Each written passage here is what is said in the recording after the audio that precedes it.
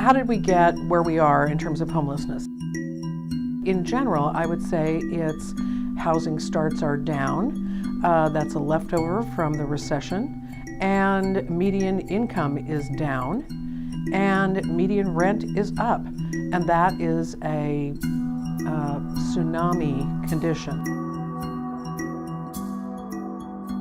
So you have more people vying for homes, and they don't have any more purchasing power than they had before the recession. And they're looking at rents that have increased. I guess the national average is about 10%, but in Lincoln County, we're seeing increases that look more like 20, 30, 40%. You're competing against Airbnb, things like that. So it's unfortunately very common in our community. I would say 3 to 5 kids in every classroom are experiencing homelessness in Lincoln County based off of the data that we've collected. And there's even more students that are out there that we may not even know of. So my name is Tracy Flowers. I run the Lincoln County Hazardous Weather Shelter, as well as we are starting Grace Winds Haven, which will be a day shelter and hopefully permanent shelter someday here in Newport. Newport is really lacking in services for our homeless. We have a few things. Salvation Army is great at being able to help get IDs for people and making that process happen. But once you're actually on the street, there's just not a lot of services. I talked to many of our homeless who are like, we just want a place that we can feel like somebody cares about us. So the services are just really minimal here, and that's one of the reasons why I feel like the day shelter is our first step, because we can offer services that other places can't offer. Like, for example, an address that they can get their birth certificate mailed to them so they can go get an ID from the Salvation Army, or a locker to store their stuff in so they can go to a job interview and not worry that their stuff's being stolen, along the way. And those are just minimal things. I mean, you and I being in a house, we look at those and we're like, oh, we just put our stuff away and we go do what we got to do. But there's a whole different side that we've taken for granted because we haven't been in a situation where we had to put our bags behind a bush and hope that nobody came and randomly went through it while we were inside the restaurant. My name is Nathan Rose, 35 years old, and I've pretty much been living on the streets since the age of 2. It's not easy, especially when you're running around trying to get cans and bottles or money together. It's just life. But that's just a bit too big even for me.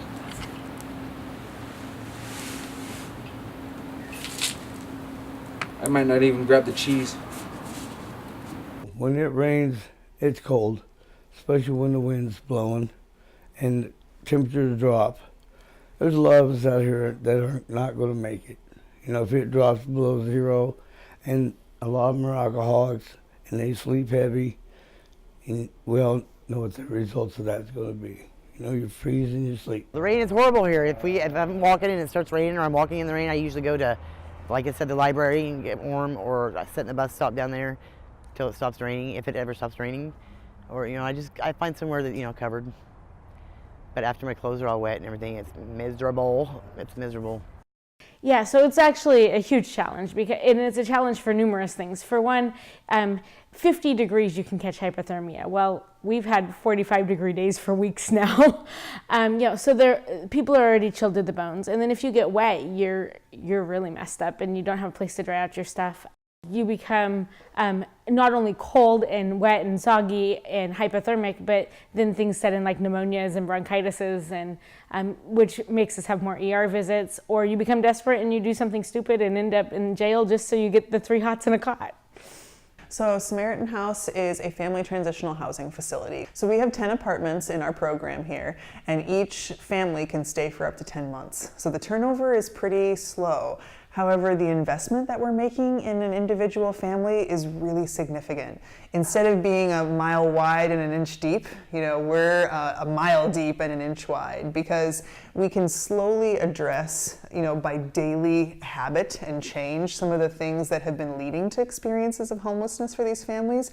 But that change takes time. If this was a 30-day or a 90-day program, we'd be able to get people stabilized, maybe establish some goals and start working towards them. But when you work with somebody for 10 months, you really see them cover a lot of ground in personal development. And that consistency is so important to the kids who have been experiencing the chaos of homelessness.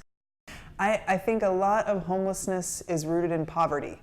If you really think back to, what's the genesis of somebody having trouble maintaining their housing, there's a lot to do with, behaviors, lifestyle choices, mental health, but at the essence of everything, it's poverty. The mental health might be the reason that somebody can't get a job, might be the reason that somebody can't, hold that job and continue to make rent payments. So this issue of poverty has existed in Lincoln County, I think, as long as we have been a tourist-based community, because the industry of tourism inherently creates poverty. The jobs that it's offering are minimum wage, they're seasonal, they might not be sufficient to meet the needs of a family, but a lot of folks get into that work as young adults. They find a little bit of upward mobility, and then all of a sudden they hit the ceiling. The services that are here are great. The churches are friendly. They are willing enough to open up their doors. Say, hey, look, yes, you're homeless, come in. Sit down, get out of the cold for half an hour, eat something warm. It's not easy for anybody out here.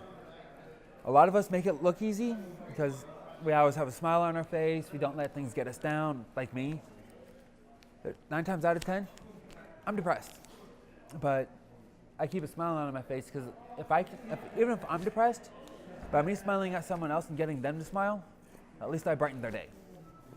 Starting about 1980, the federal government started moving away from providing affordable housing, away from providing a lot of the social safety net services that helped people avoid homelessness. And just gradually the economics have changed, and there are not sufficient incentives for private developers to create low-income and workforce housing. And the crisis we're facing today is the result of all of that. To me, it is a public safety crisis, it is a public health crisis, it is an economic crisis, it is an educational crisis. Businesses tell me the #1 reason they aren't able to attract and retain workers is because the lack of affordable, decent housing. We've got almost 1,000 children in our school district that meet the Federal Department of Education definition of homelessness, and they can link up the statistics. It's very clear. A child that does not have a stable roof over his or her head is not going to do as well in school as a child who does. In Newport last school year, we identified 200 kids, birth through 12th grade, that experienced some level of homelessness. Throughout the county, there was 794 children birth through 12th grade that experienced some level of homelessness throughout the school year. The numbers have wavered between 700 to 1,000 students and children who are experiencing homelessness, and we know there might be more out there. Think until we come up with solutions for affordable housing for families, we're going to see that number at least stay the same or rise, because every time there's a new rental on the market, there's 30 people in line for it. And with the lower incomes and some of the barriers that families might be facing due to the hardships that they've experienced, they aren't the ones that are going to be eligible for that rental that's going to get snatched up. So I would say affordable housing is going to be the #1 solution to the problem of homelessness. I mean, that's kind of in the name, homelessness. We need more homes. A household has to earn about $32,700, so say $33,000 to afford a 2-bedroom apartment at the HUD maximum allowable rent, which is $900. The average market rent for a 2-bedroom home is approximately $1,200 a month. So you have to be working multiple jobs. You have to be working potentially above your education and experience level to be able to afford a 2-bedroom apartment. And the rent in that 2-bedroom apartment is going to be such a drain on your family income, that you will never have hope of building an asset. And we know that in the United States, building assets is the key to stability. It's the key to community health. It's the key to community wellness. So if we have a system that prevents people from stabilizing, then we're not doing ourselves service. So you think to yourself, okay, well, who doesn't make $32,700 a month, a year? Well, people on Social Security, on average, make about $8,800 a year. A veteran's pension will give you about $19,000 a year. A service industry job, full-time, and they rarely are full-time, and lots of them are seasonal, you'll maybe make $24,000. So you're a half a full-time job short, even if you're working full-time in a service industry job. You know, the state's been working very hard on trying to provide tools for communities to build more housing. Last session, we put up $40 million for housing solutions.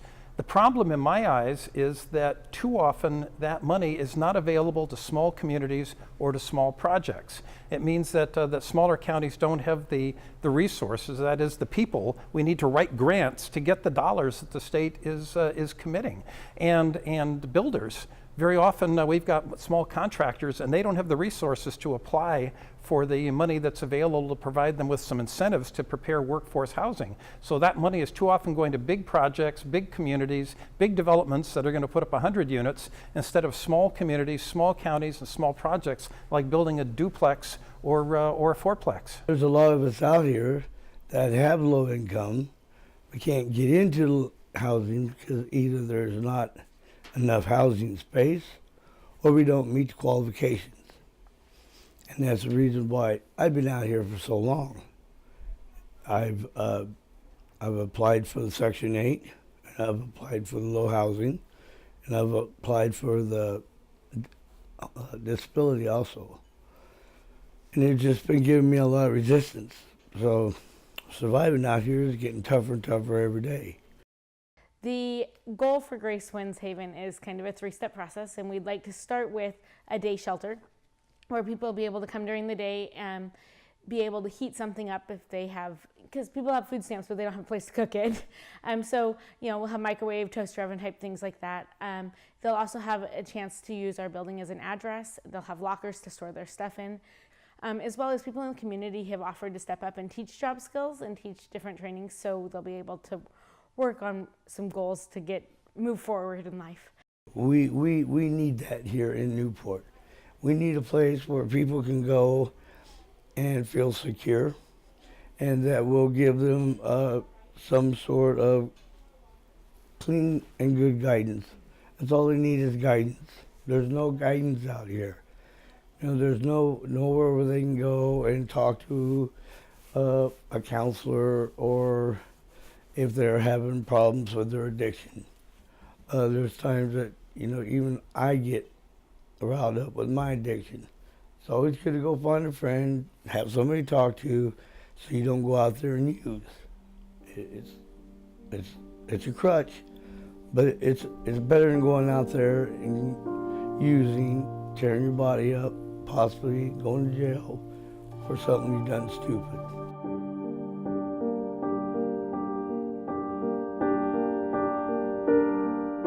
The next couple days, what I'm going to be doing is trying to stay warm. I'm trying to find a jacket somewhere, stay warm, eat some food. You know, I just want to stay warm. You know, I can't stand being cold, and I should be used to it by now, but I just need to stay warm. I want to stay warm.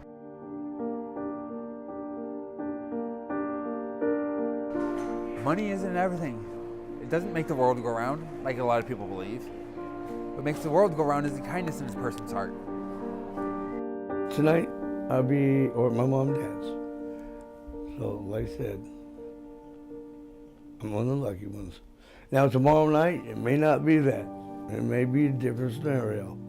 My dad might say, hey, you know, let's squat somewhere else. Because he's hardcore, he's old-fashioned. Let's see, probably go down to my encampment. I call it encampment, I call it camp or whatever. everything is temporary. Actually, I was gonna go to the bar since I got some cash on me. No, I'm only joking. No, actually, I have no idea.